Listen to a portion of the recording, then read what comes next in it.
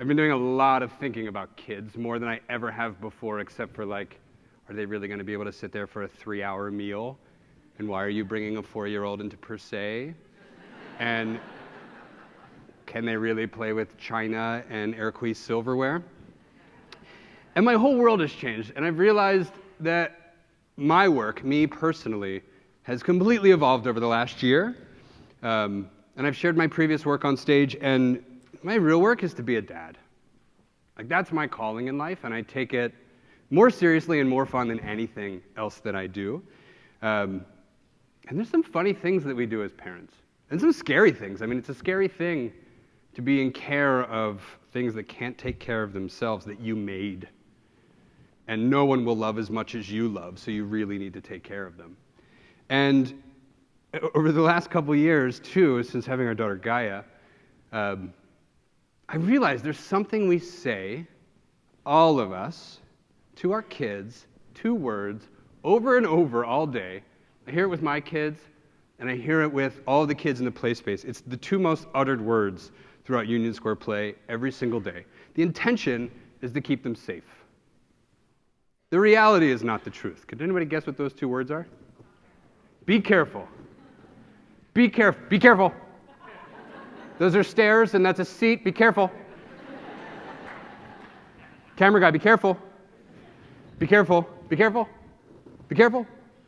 Up there, be careful. He's getting up. Somebody. All day long. All day. What are we doing? What are we teaching them? Fear. That's it. Our fear. We're just saying, here, take it. I don't want it. I can't. I'm a grown-up. I can't handle this. You take it. That's what we're saying to them. We teach them nothing. And so when I realized I was saying this, and I'm like, oh my God, I'm just giving my daughter fear. And my daughter is bold. My son is too. But my daughter is like, she's on top of everything. And really, really well. Like, she knows her limit, and she checks it. When she was a baby, she was in a spica cast, or she was in a cast from here down, a hard cast for 3 months from hip dysplasia. And she would pull herself around as a 9-month-old on the ground like this. And she'd find a little metal object, and she'd go, ah! And like, let us know she just found something dangerous. And we would take it out of her hand, and she would do this all the time. So I'm like, why do I need to teach her fear and to be careful? So the thinking I've done is, if I want them to be something, and I do, and I don't know what I want that thing to be, and I don't think it's actually in my control to decide for them what they ultimately be in life. The choice is theirs. What words do I replace with careful? If they are in imminent danger, literally about to be hurt, it's your job to get them out of that. If they are jumping on a couch, really? Have you guys jumped on it? Go jump on a couch and check on like how much danger you really are jumping on a couch.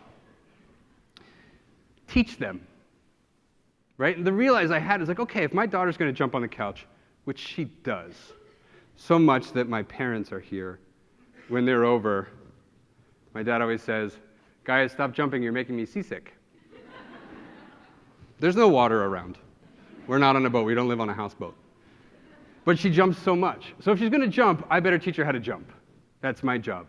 Not to be careful, but to learn how to jump so she can do it safely, and where the table is, and how to not fall off that corner. And if you're going to get down, do it this way. That's our role. So the realization of I do have a choice of what word comes after be and what I can instill in them. And I choose for it not to be fear. And I'll let them decide what to put into it. The other thing I realize is that for myself, they're the most amazing lessons in kids' books. How many people who don't have kids have read a children's book or Dr. Seuss in the last year? That is an awesome amount of hands. Was it to a kid or was it for yourself? To a kid? Anybody read one for themselves? Yes, awesome. Green Eggs and Hams is one of like the greatest books. So let's take a moment. This is remarkably you. Pardon my legs, Josh and Rachel. I'm going to sit with you guys. This is one of my favorite books. Okay, and we get to decide what comes after B. So this is a best-selling New York Times book, yada, yada, yada. It's called Remarkably You.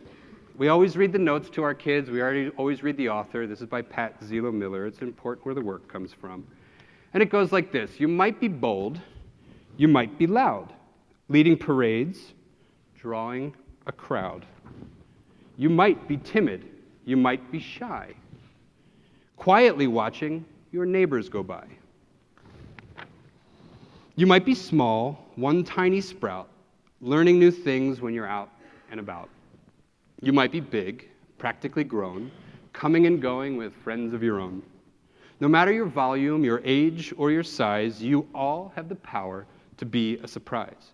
You have the know-how, you're savvy and smart. You could change the world if you're willing to start. Don't sit on the sidelines, be part of the fray, go after your passions a little each day. Find what needs fixing, repair what you can, then choose a new problem and do it again. Perhaps you're uncertain, not sure what to do. Just look for the moments that let you be you. Like maybe you're funny, or bookish, or fast, or maybe you are decidedly last. Perhaps you like counting or drawing all day, or finding invisible dragons to slay.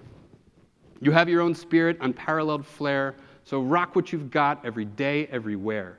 Perhaps you wander, or wonder, or sing.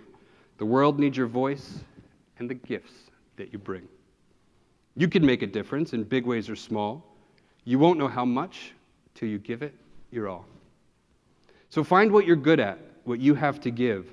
Then go share your sunshine wherever you live. You might be a helper who's first on the scene, a speller, a builder, a rope jumping queen. Do we have any? And also, when did books stop rhyming for us?